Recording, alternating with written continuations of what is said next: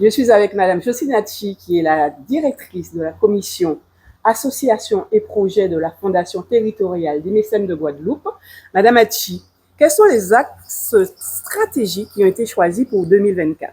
Voilà, donc au niveau de la Fondation, comme je disais tout à l'heure, il y a plusieurs commissions qui travaillent. Et donc, il y a une commission qui s'appelle Commission Stratégie, qui a défini un certain nombre d'axes.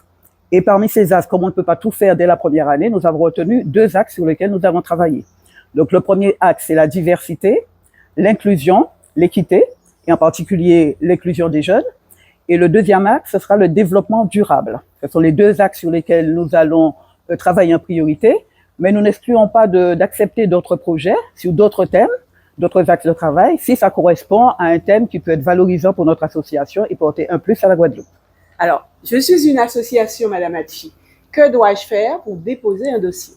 Alors, tout d'abord, nous vous invitons à aller sur notre site internet, oui. Donc www.fondation-mguadeloupe.org. Et donc, vous allez tomber sur un bouton déposer un dossier, vous cliquez dessus, et vous allez aboutir sur un menu déroulant que vous allez suivre au fur et à mesure. Il s'agira de remplir différentes parties de ce dossier. Donc, la première partie, c'est une partie classique. Il s'agit de présenter l'association, le nom des responsables, l'adresse, etc. La deuxième partie, ce sera présenter en détail le projet. Pourquoi vous avez choisi tel projet? Quels sont vos objectifs? Ensuite, vous aurez une page un peu plus complète où vous aurez à expliquer les fondamentaux de votre projet, c'est-à-dire les dates de début, le nombre de bénéficiaires, les moyens que vous allez mettre en œuvre, la communication, etc. Donc, c'est assez détaillé. Ensuite, vous aurez toute la partie financière qui est une partie importante. Donc, on va vous demander de présenter le budget de l'année de votre association, d'une part. Ensuite, le budget du projet et enfin le plan de financement.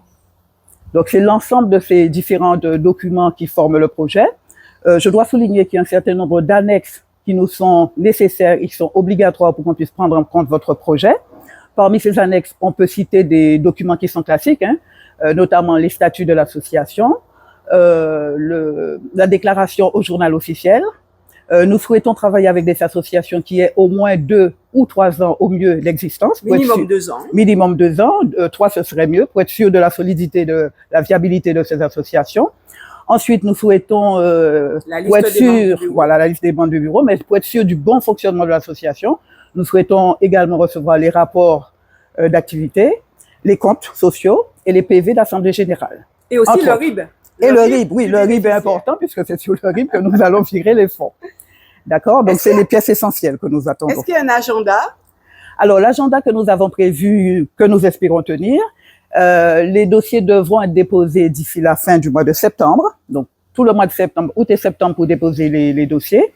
Ensuite, nous prenons le mois d'octobre, la commission prendra le mois d'octobre pour étudier, analyser, éventuellement compléter les dossiers en question. Première semaine de novembre, nous devrions pouvoir transmettre au COMEX, donc au comité directeur, la liste des projets qui ont été retenus, qui ont été présélectionnés par notre commission.